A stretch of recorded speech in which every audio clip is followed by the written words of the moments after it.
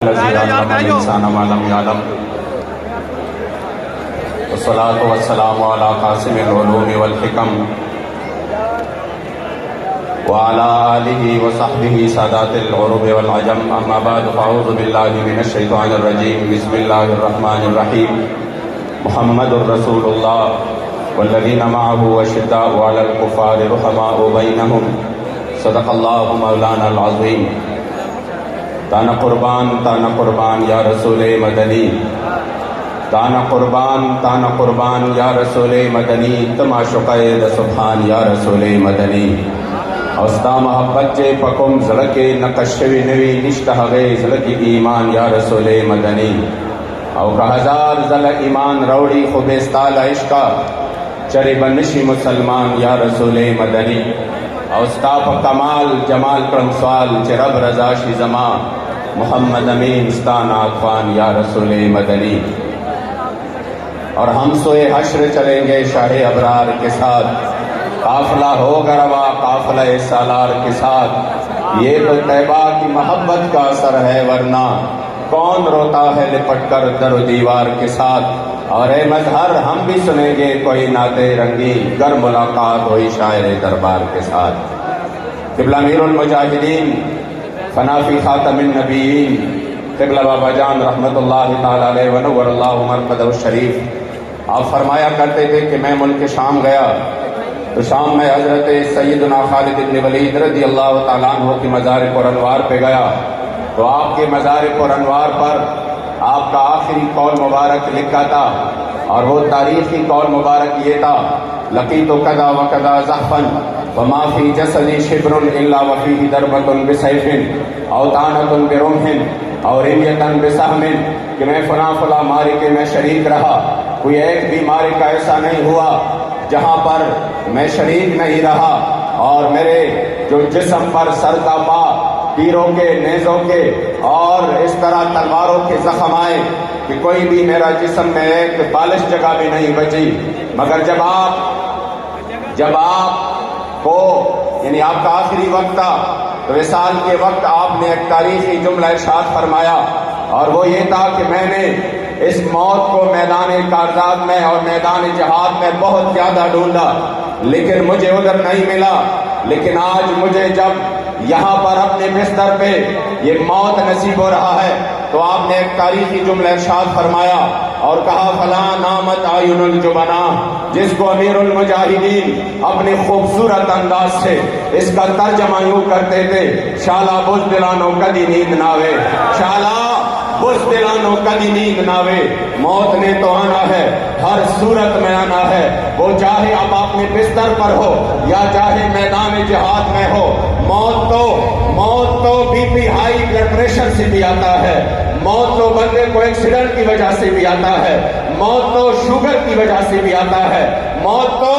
بیماری کی اور حادثے کی صورت میں بھی آ سکتا ہے لیکن بخدا اس موت کا تو مزہ ہی جدا ہے کہ جب 103 اور 104 بخار ہو جس مرض میں وہ مرض وصال بن جائے بخدا مجھے یاد ہے میں بھی آج بھی وہ منظر مجھے اس طرح سامنے ہے جس طرح آپ لوگ بیٹھے ہیں کہ جب امیر المجاہدین فنافی خاتم النبیین قبلہ بابا جان تشریف لے آئے فیض آباد کے مقام پر تو آپ کا خوبصورت چہرہ مبارک متغیر تھا میں نے کہا حضور ایسا لگ رہا ہے کہ آپ کو بہت تکلیف ہے بابا جان نے اپنا ہاتھ مبارک آگے کر دیا فرمایا ہاں مجھے اب بھی بہت زیادہ بخار ہے انتہائی شدید تکلیف ہے اور انتہائی شدید بخار ہے میں نے کہا حضور پھر آپ کیوں تشریف لے آئے آپ کے اولاد آپ کے روحانی اولاد مٹنے کے لیے یہاں پر موجود ہے تو آپ کو اتنی تکلیف ہے پھر کیوں آئے آپ یاد رکھیے ہمیں جس نے ناموس رسالت کا سبق سکھایا یہ اس مرد کلندر کی اسی وقت کی بعین ہی الفاظ ہے جو میں آپ کے سامنے نقل کرتا ہوں مجھے کہا کیا بات کرتے ہو امین صاحب یہ جان تو ہے ہی رسول اللہ کے لیے اور پھر اسی حالت میں جب آپ نے حضور کی عزت پر پہرا دیا اور اپنی اس بیماری میں اس تکلیف میں اس مرض میں جو پھر وہ مرض الوصال بھی بن گیا آپ یقین کریں سال میں دنیا سے چلے گئے کہ اپنے آخری ایام میں بھی پوری دنیا کو یہ پیغام دیا، بھلے آپ جتنے بھی انویسٹمنٹ کر لیں، آپ قادیانیت کو جتنی بھی پروموٹ کر لیں، لیکن اس مرد کلندر نے پھر سے وہ پیغام دیا کہ 1450 سال بعد بھی چیف جسٹس کہتا ہے یہ فیض آباد والے کیوں آ گئے، وہ معاملات تو ختم ہو گئے، وہ جب انہوں نے اسٹرائک کیا، احتجاج کیا، تو وہ جو ختم نبوت حلف نامے میں ترمیم ہوئی تھی وہ تو ختم ہو گئی، پھر کیوں آئے؟ میں نے کہا واہ واہ، اتنے بڑے عہدے پہ بیٹھ کر تمہیں یہ بھی نہیں معلوم کہ جب چور چوری کرتا ہے اور جب ریکوری ہو جاتی ہے تو پھر قوم نے یہ نہیں جاننا کہ چور کون ہے۔ یہاں پر تو ختم نبوت پر تاریخ کے سب سے بڑا ڈاکہ ڈالا گیا تھا۔ بابا جی فرما رہے تھے چور کون ہے، تاکہ ہم قوم کو دکھائیں کہ انہوں نے ختم نبوت پر حملہ کیا۔ یقین کرے 1450 سال بعد بھی پورے عالم کفر کو اور اس کے گماشتوں کو بتایا کہ آج بھی 1450 سال بعد پاکستان میں تحریک لبیک اور بابا جی کی صورت میں حضور کے وہ غلام ہیں جو حضور کے ختم نبوت کے لیے آج بھی تن مندر کی قربانی دے رہے ہیں۔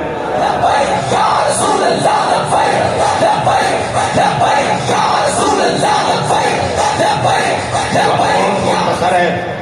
بس میں صرف چونکہ جو وقت ہے وہ مجھے اجازت باقی نہیں دیتا، ہم نے بابا جی کے ہاتھ مبارک پر بیعت کیا اور پھر بابا جی کے جنازے پر اپنے امیر عظیمت، امیر محترم، ہمارے دلوں کی دھڑکن حضرت قبلہ قائد ملت اسلامیہ حضرت قبلہ صاحب حسین رضوی حفظہ اللہ، آپ کے ہاتھ پر تجدید عہد وفا کی کہ ہم نے جو لبیک کا نعرہ لگایا ہے، جس کا معنی علماء نے لکھا ولب لقید بابین،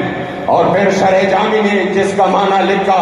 اقیم لخدمت کا وامتثال امر کا لا ابرح عن مکانی اقامتا کثیرتا متتالیہ۔ یہ ہے لبیک کا معنی، یا رسول اللہ اقیم لخدمت کا، ہم آپ کے خدمت کے لیے حاضر ہیں۔ یہ ہے لبیک کا معنی، وامتثال امر کا، اور آپ کے حکم کی تعمیل کے لیے حاضر ہے۔ یہ ہے لبیک کا معنی، لا ابرح عن مکانی، بلکہ دنیا ادھر سے ادھر ہو جائے اور پوری ریاستی طاقتیں اپنے ظلم جبر پر اتر آئے، جیلیں بھر جائیں، گولیاں اور شیل کھائیں، لا ابرح عن مکانی۔ لبیک کا معنی ہے میں اپنے موقف سے ایک انچ بھی پیچھے نہیں ہٹوں گا، لا ابرح عن مکانی اقامتا کثیرتا متتالیہ۔ ہم بھی کھڑے رہیں گے، ہماری اولاد بھی کھڑے رہے گی اور ہماری نسلیں بھی اس مشن کے لیے میدان میں۔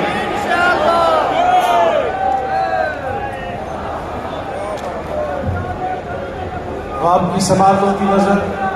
وہ عظیم حافظ اور قاری کر رہا ہوں جو اکثر قبلہ بابا جی کو قرآن پاک کی تلاوت سناتے تھے۔